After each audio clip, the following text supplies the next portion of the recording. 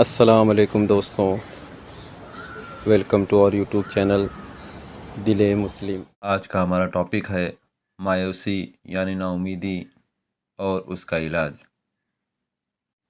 مایوسی یعنی نا امیدی ہے کیا؟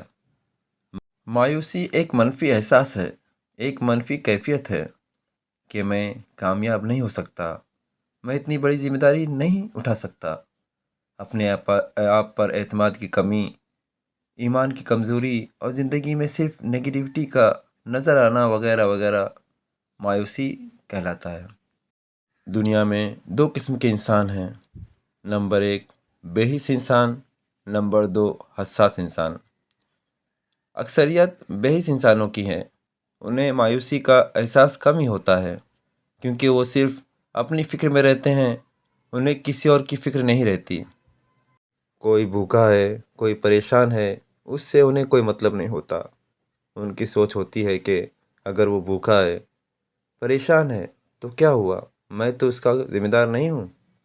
دوسری قسم ذہین اور حساس لوگوں کی ہے، وہ اکثر انسانوں کی خدمت میں لگے رہتے ہیں، اکثر انہیں زندگی کے روشن پہلو ہی نظر آتے ہیں اور وہ اپنی منزل پانے کے لیے پوری امنگ سے دن و رات ایک کر دیتے ہیں۔ اگر کبھی ان کا بھی دل بجھا ہوا سا ہو جاتا ہے، نا امیدی سے نظر آنے لگتی ہے، انہیں یہ احساس ہونے لگتا ہے کہ کوئی فائدہ نہیں، مجھ سے کچھ اچھا نہیں ہو سکتا، مجھ میں صلاحیت نہیں، میں کچھ نہیں کر سکتا۔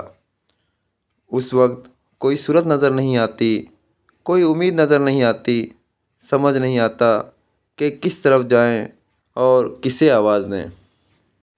کبھی کبھی نا امید ہونا برا نہیں، مگر نا امید رہنا بڑا خطرناک ہے۔ میں نے کہا میرے اللہ میں تھک گیا ہوں، جواب آیا اللہ کی رحمت سے نا امید مت ہو۔ اگر یہ جواب دل میں جگہ بنا لے تو پھر وہ انسان نا امیدی سے باہر نکل جاتا ہے اور ایک بار پھر اپنے نیک کام پر نئے امنگ اور حوصلے سے جٹ جاتا ہے۔ انسان کے لیے ضروری ہے کہ یہ مایوسی کے احساس و کیفیت ایک حد میں رہے۔ اگر انسان کی یہ کیفیت حد سے بڑھ جائے تو وہ یا تو ڈھیٹ ہو جاتا ہے یا پھر ڈپریشن میں چلا جاتا ہے۔ اب آخر اس کا علاج کیا ہے؟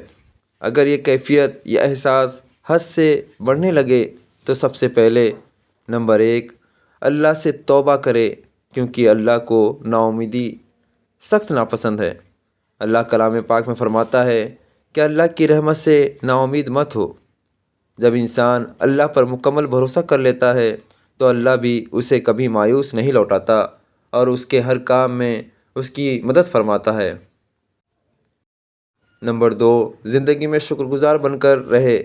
جس بندے کی زندگی میں شکر ہو وہ نا امید نہیں رہ سکتا۔